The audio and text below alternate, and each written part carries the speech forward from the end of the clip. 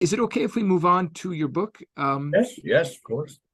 So, I mean, we could spend the whole episode speaking about this, and I think it's of tremendous importance. But I want to make sure that we speak also about this question of, okay, so even if there was this religious revolution, let's go back one step and speak about the world of the pagans, and in particular the nomadic pagans, um, before this religious revolution that brought monotheism to Arabia.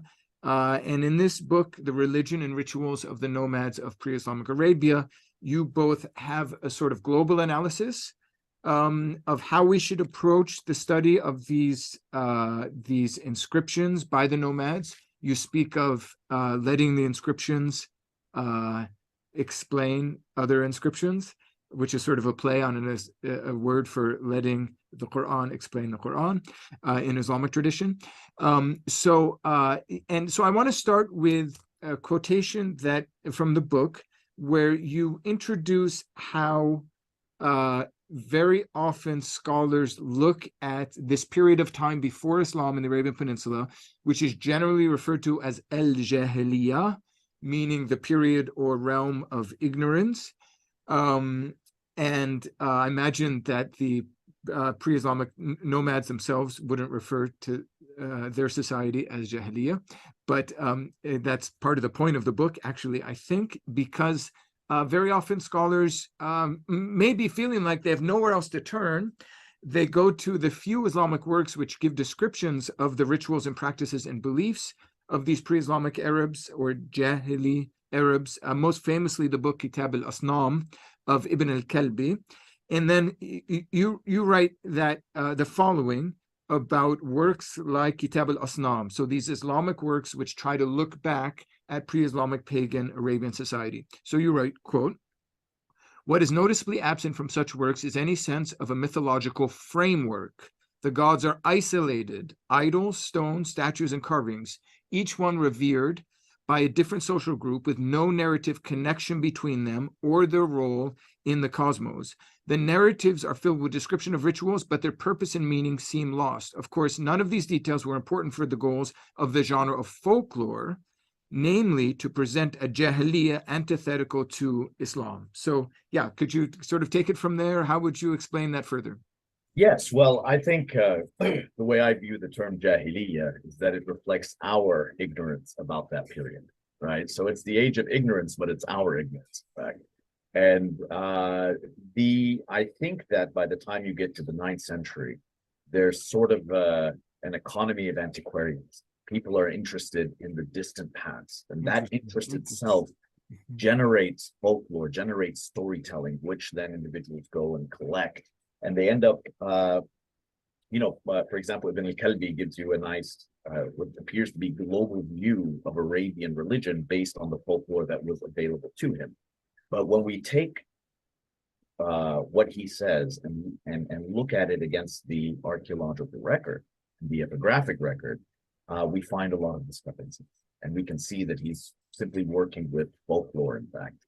So, for example, one of the gods that Ibn al-Kalbi describes is Wad, right? Wad is mentioned in the Quran as one of the idols that was worshipped by the people of Noah. So the Quran already sets that idol in the distant past, right? It's not an idol that continues to be worshipped by contemporaries because the entire world of Noah was destroyed by the flood.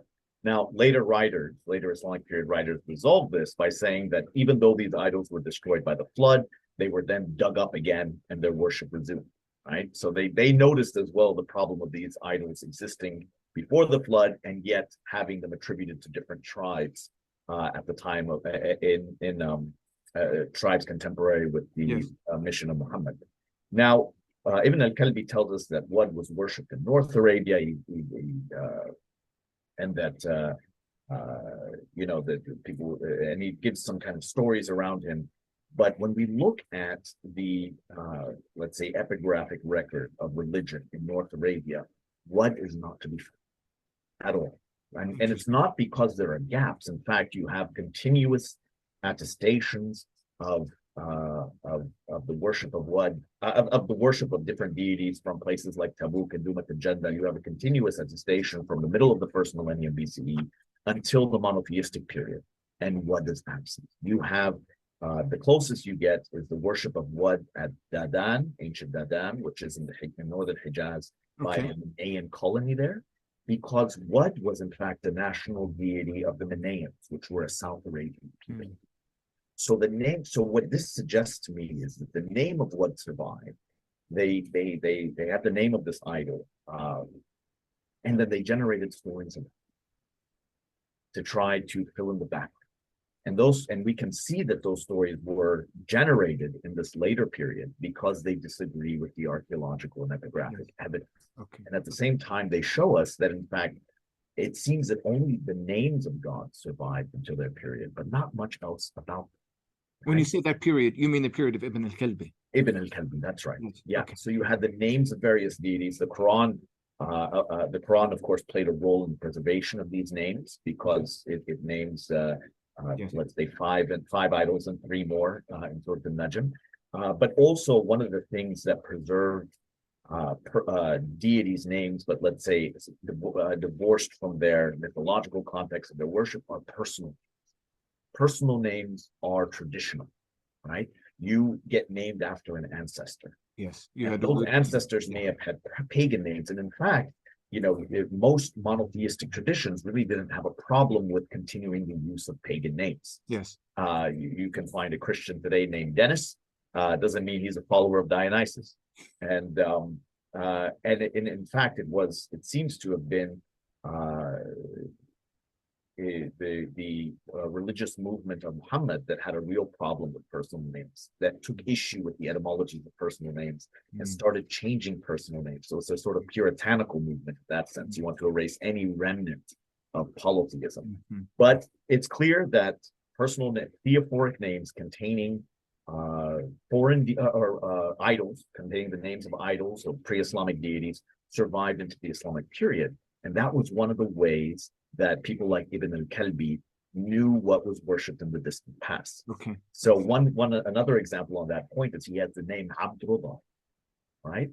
And he puzzled over that name a bit. He says, I don't know exactly what Abdullah is. I suspect it's a deity because it's in the name Abd, but I don't know if it's a temple or whatever. Then he shares like a fantastical story about Abdullah being a temple in southern Arabia that was destroyed by a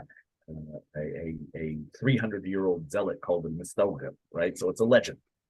Now, the fact is Rudal is a deity, or was a deity, that was worshipped across Arabia, in the Najd, and in the Safavidic inscriptions as well. But Ibn al-Kalbi didn't know anything about this deity except for its name. And just having those names, you can imagine a situation where you go and ask older people or people that you think have some kind of antiquarian knowledge, tell me about Rudal. And at that point, that I think it's that kind of interaction that ends up generating this folklore around these deities. So what we have in Kitab al-Asnam is a book of, in my opinion, folklore, trying to piece together what they think are memories of these ancient deities, trying to piece them together and reconstruct what pre-Islamic Arabian religion looked like. But we can't use that as a source book for pre-Islamic Arabian religion. We always have to read it in light of the inscriptions. Right. Yeah. As you put it, I think tafsir al-nuqush bin-nuqush. Yes, the explanation of the inscriptions by other inscriptions. Yeah. So, but in that quotation, I don't know if it's a good one and really representative of the principal argument you want to advance in the book, but you do allude to the portrait of pre-Islamic Arabia given by Islamic works like Ibn al-Kalbi as lacking a framework that would connect the various societies and cultures and beliefs of pre-Islamic Arabia. So do the inscriptions fill that in? Do they show us how things in the north, south, central are connected, or how different devotions or different cults are connected? So we have some, when we look at the Safavidic inscriptions and read them alongside Nabatean inscriptions, we can build a very low resolution image of it, right? And so what's clear is the Safavidic writers, these nomads, believed in two primary divine forces. On the one hand, you had the gods, and the gods, from their inscription, resided in the heavens. But they also had earthly, let's say, centers as well. So, for example, Al-Lat is called the one from a place called Oman. Now, it's not Oman at the end, at the other side of the peninsula. It seems to be a lost toponym somewhere, probably in Jordan, in this area. But she's Al-Lat of Oman, right? Okay. But she's also, of course, Al-Lat who resides in heaven. So they have kind of two manifestations.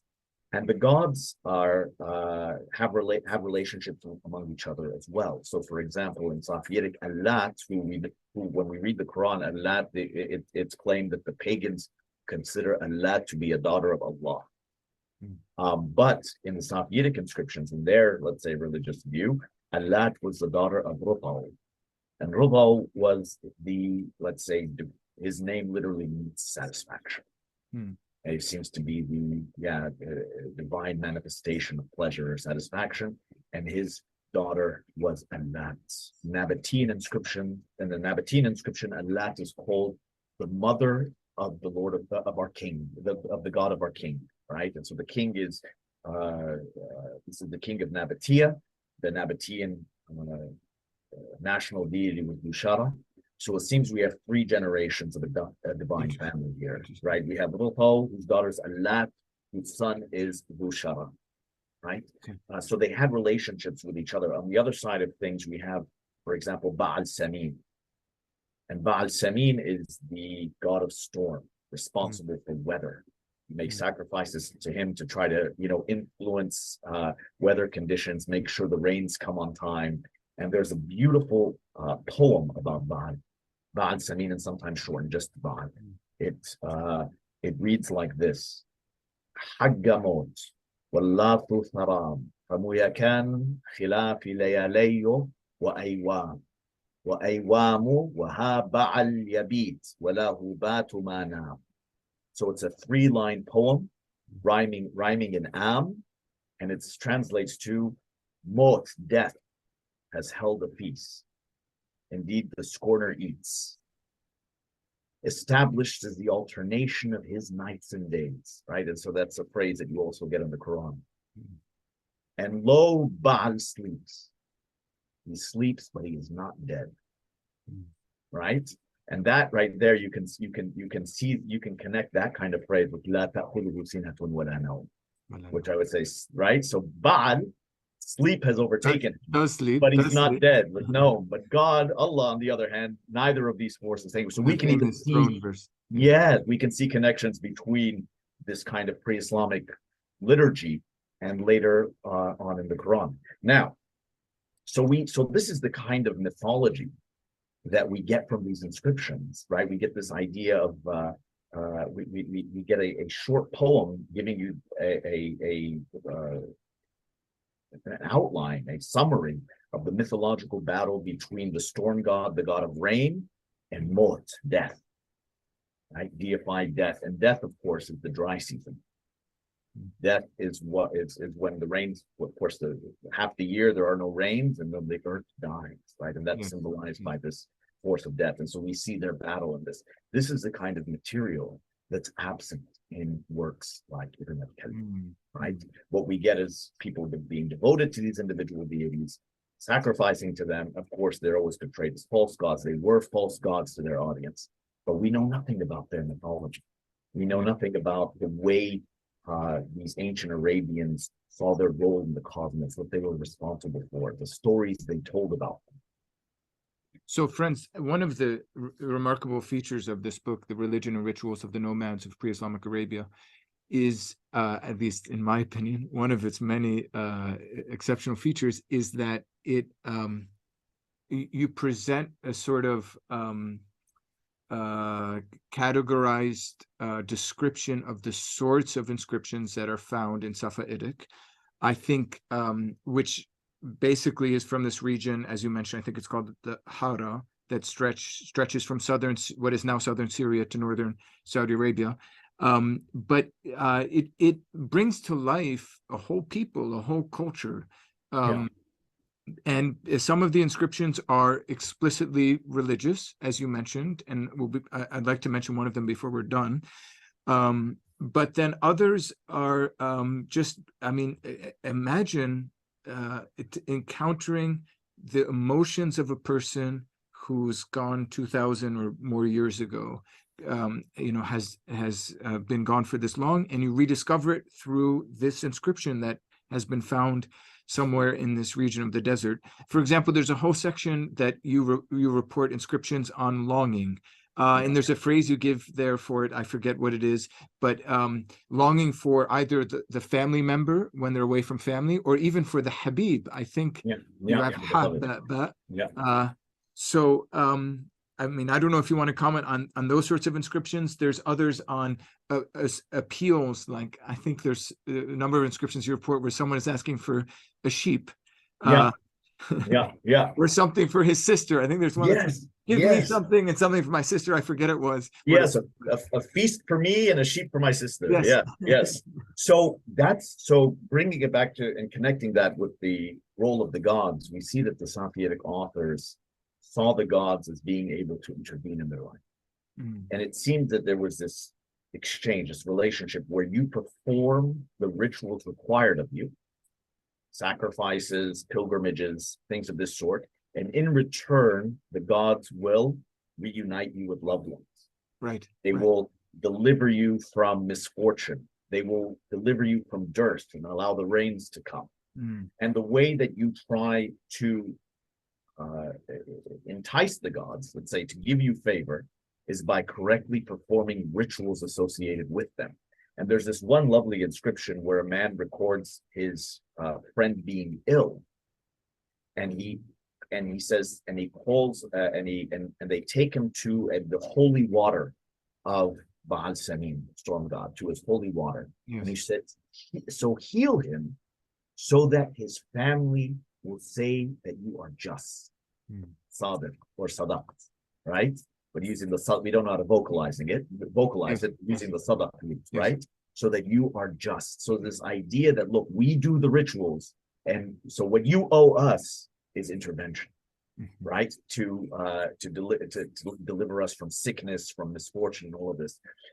And then, like I began the discussion with saying, there were two forces in their world, two divine forces. And we talked about the gods and the way you can get the gods to interfere on your behalf and make sure that your life is not as miserable as it would be otherwise. But there's this beautiful inscription that illustrates the limitations of divine power. So it says, by a man, he goes to water, and then he says, well, I'll just read it in Arabic because it's so close to classical Arabic. I don't think your viewers who know Arabic will have a hard time understanding it. وَقَعَدَ فَذَكَرَ هَمَوْتَهِ. So he stopped and remembered the dead. And then he says, فَقَصَفَ. So he agreed, right? فَهَلَّاتْ عَمِّرِ صَدِيقِ. So, O Allah, give long life to your righteous worshipper. وَجَنِّنِي, and protect him. وَمِن مَوْتْ لَيْسَ فَصَارٍ. But from death, there is no deliverance. And so the idea is that the gods can prolong your life, can give you momentary escapes from bad circumstances, can protect you, but they cannot deliver you from death. Ultimately, but does this mean that there's no conception of reward and punishment after death? So this is where it leads to. I think what's fascinating is the thousands and thousands of Safavidic inscriptions we have. Many of these authors protect their inscriptions with curses. And these curses can range from, may the person who puts up or faces this inscription go blind, go mad, have scab, mange, break a leg. I mean, what you could think of, right? All kinds of curses. But there are no curses that concern the afterlife. So just looking at it from an anthropological perspective, they must have believed in some kind of afterlife. But it seems that the gods did not influence what happened there. all of the curses, all of when they call upon the gods to curse individuals, it all concerns this life. Interesting. Right? Okay. And so you have these two forces. You have the gods of an assembly on one side, and then you have this force, death, right? And I recounted that poem where Baal Samim faces off against death, and death is rarely called Maut, sometimes called Maut. And by the way, I should say this before anyone accuses me of pronouncing Arabic incorrectly. I'm pronouncing Safvidic in the way we can reconstruct it based on Greek transcriptions that are contemporary with Safvidic. So Just it's not keep when I it in say, mind.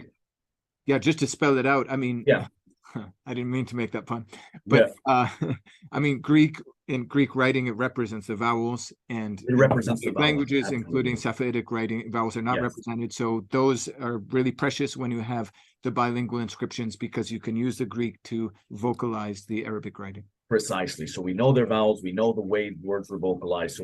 So when I read Safvidic, it sounds sort of like a funky Arabic, but it's based on that reconstruction. It's not classical Arabic, although it's very close to it. Mm-hmm. Now, you have, let's say, on one side of their divine world, the gods you can appeal to deliver you from several things, to bring the rains, to cure illness. And on the other side, you have death.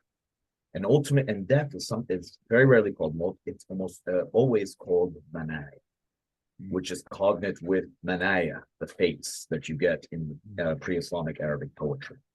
And Manai stalks the living. There are inscriptions that where an individual writes, "Wantadara Manai," and so fate lay in wait. Fahallat, or you'll call upon some deity, Falliti or Fasai. So deliver him, right? To be delivered from fate stalking them. But ultimately, the gods may give you escape, but ultimately, fate always catches you. No matter what, at the end of the day, fate overcomes and you meet your death. And I mean, that's in some ways, yeah, in some ways, this just fits well with the discourse in the Quran, where the opponents of the Prophet are denying the resurrection. But that, of course, brings us back to the question of, so were there still these pagan deniers of the resurrection by the time to the 7th century? So you have that line. What is there but this life, but this worldly life? Yes. I would translate it as we sleep and we wake up and nothing dooms us but fate. Right?